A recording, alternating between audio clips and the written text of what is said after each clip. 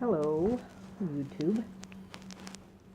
I don't have a channel yet, but I'm working on maybe getting a channel. I don't know if my information will be viewed as being important or not. But I don't know how to start this. So I had a relationship with a narcissist, and I have gained a lot of insight and strength from this relationship that I was in, and I just kind of want to pass it on. And I don't really know how else to do that except for on these forums, because probably for the first 6 months after my failed marriage, I watched so many YouTube videos that I even got sick and tired of it myself, just because it really wasn't giving me any more. One wasn't giving me any more than the other. It just was giving me comfort in a way, because knowing that the other people in the world were suffering with the same kind of pain that I was, I think is what it really did for me, or helped me with. I felt very alone. I didn't feel like there was any place for me to go. I didn't feel like there was anybody that knew. I definitely couldn't talk about it at work. I had one coworker that knew, or one or two that kind of knew what had happened and understood, but still they really didn't get it to the degree. And when I would talk about it in depth, I would get the whole look at you like you're half crazy, kind of like there's no way there could be anybody that's possibly that evil or mean. And to be honest with you, I had the same thought. I just thought, how in the world can somebody that said they love me treat me this way? And I hear that a lot, and I just want you to know that there was a point.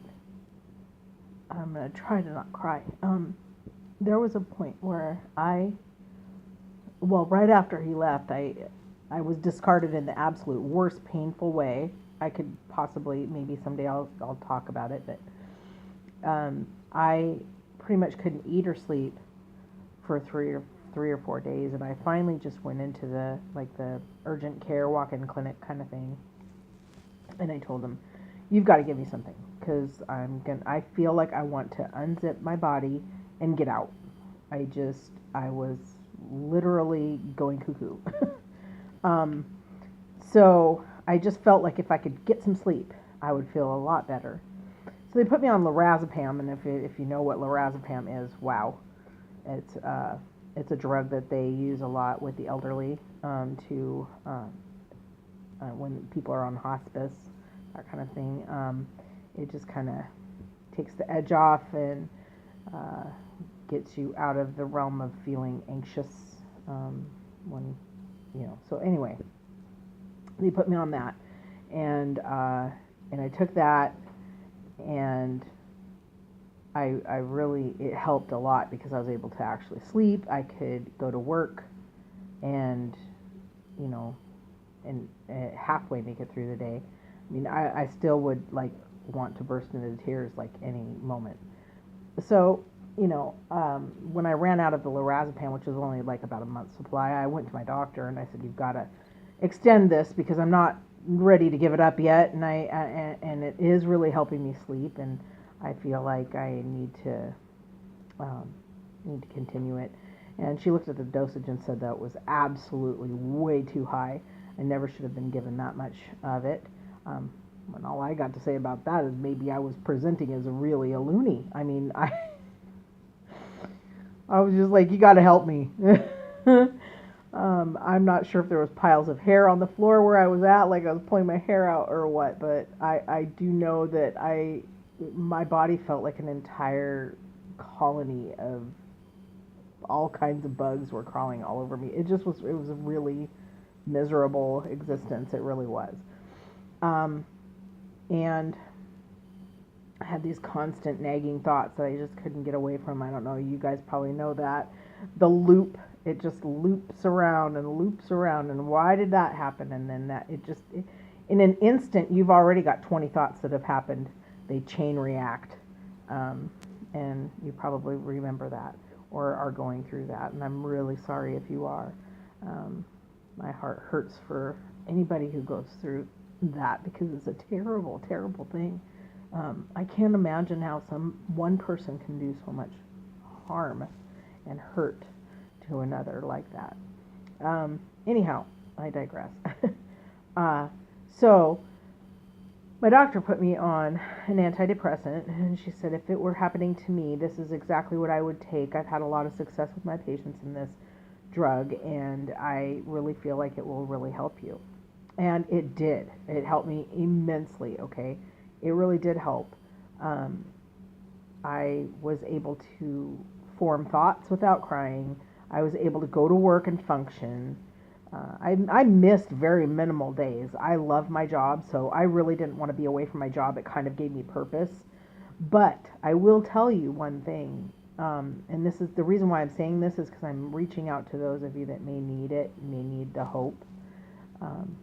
I remember laying in my apartment, and I was staring at that bottle of antidepressants. And I dumped them out into my hand.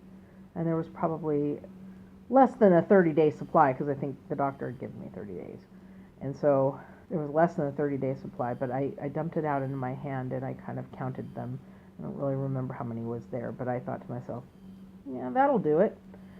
I just felt so broken. I just felt like, and it wasn't like I wanted to commit suicide because he won, or, oh, you know, I'm so horribly lost without him. I can't stand life without my ex, or any of those thoughts. I was okay with the fact that the relationship was over. We went through a lot of arguing and fighting, and it was very toxic. Very toxic. I knew there were major problems. I was having a hard time walking away. I'm just that codependent one that doesn't want to give up. I don't want to say no. I don't want to say quit. I don't want to say die. I just wanted to, I did not want my marriage to fail. I mean, I didn't get married to him thinking that I would ever walk away from it.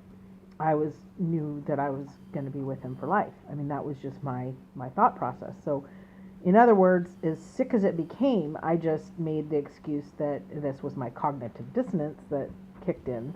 I just figured that, well, he's a very, very sick person and he needs lots of love, and I just need to love him through it and be there for him, and eventually, it'll be enough. But we all know love is not enough. It's not enough. And my part in that whole realm that I've learned now is that I came into the relationship expecting that if I loved him, it would not only be enough, but he could fix me. Like, he could love me in ways that I needed from my childhood, whatever had happened, whatever traumatic injuries, to my kid, to my little girl inside. He could just fix all of that. Well, first of all, that's not fair of us to go into relationships and expect anybody to fix you. You can't, nobody can fix that. I would not be able to fix him. I could not fix his crap that made him a narcissist. I mean, we know either it's from overpraise or abuse, and I believe in my case, in my ex's case, it was both. I believe his mother totally praised him too much, put him up on a pedestal, and his father abused him. So he had the both going on, and he was also the golden child. So he, I think that I really feel like I expected him to fix me, but when in retrospect, when I look back and I think to myself, that was so unfair, first of all, of me, But it also, I would not be able to fix him. No matter how much I loved him, I wouldn't be able to fix him. So how in the world did I think that I could be fixed by his love? So I looked outside myself for that love, and it's not fair of us to do that with anyone. We have to remember that it's up to us to care about ourselves the way that we would care about a friend. And in that way, when we come at the relationship, we're able to love the person. And yeah, there's going to be things about the person that you're not going to like. It's different than a red flag, though. It is, I hear on all these support groups, I'm a member of all of the narcissistic support groups and stuff online. But, I hear people say, oh, he calls me 25,000 times a day, and and is this a red flag? Well, your red flags or whatever it is that you don't like about the person doesn't necessarily mean it's a red flag for narcissism. But at the same time, you gotta kind of keep your wits about you and remember that you can get bamboozled really quick. Who is it? Richard Gannon calls it the zombie witch doctor. That was totally my ex. Zombie witch doctor. That totally describes him. Anyways, so this video's like going now like 12 minutes or whatever. It's my first one. I don't even know if I'm going to publish it. I thought I would get some thoughts out there. I do know how painful this reality is for people, and my heart hurts for those that are going through it. But I'm here to tell you, you can get past it. You will get past it. You have to know that you have to have faith. And the way that I think of it is, faith is either you will be given something sturdy to stand on, or you'll be taught to fly. So having that faith that you will come through it, and know that for some reason in your makeup, either before you came here, if you believe in reincarnation, or even if you don't believe in reincarnation, for some reason you needed to learn that lesson that you were in. And the only way for you to learn that lesson is to get away from the narcissist or the person that you suspect to be toxic or having NPD or whatever. Do not talk to them. They're dangerous. I know you're thinking to yourself, well, mine's never really hurt me. Mine never did either. But I'll tell you what, I had some serious worries that he would drive by any time. And I never thought he would do anything like cut my brakes or, doing anything like that. But I had some PTSD moments, let me tell you, in the very beginning and stuff. And I've been out now for a year and 2 months. And I'm feeling, I love life. I really love life, and I'm so glad that I didn't make that horrible choice to take those pills that night. I'm glad that I felt broken enough to look inside and figure it out. I've been through this before. I've been through hundreds of breakups, it seems like. Maybe not hundreds. I've been through several breakups, and nothing ever compared to the kind of pain that this was. I've had other narcissists in my life, and it's been painful, but never nothing like this.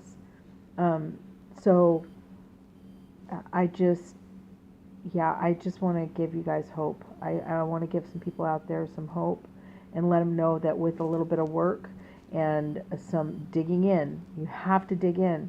You have to get into the muck, into the gross, yucky, mucky feelings, the feelings that you hid from, the feelings that you buried, the feelings that you said, no, that's not him.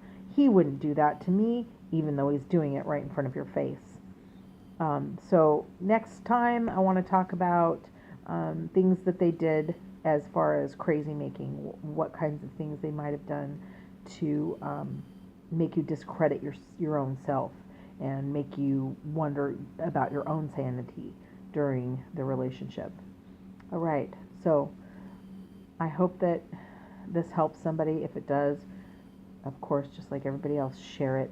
let it get out there, let some people learn from the pain that I've gone through, and please have hope that you will come through this. You will, and you will be stronger for it. You're not alone. You're not crazy. You haven't imagined this. This is absolutely the most painful thing a person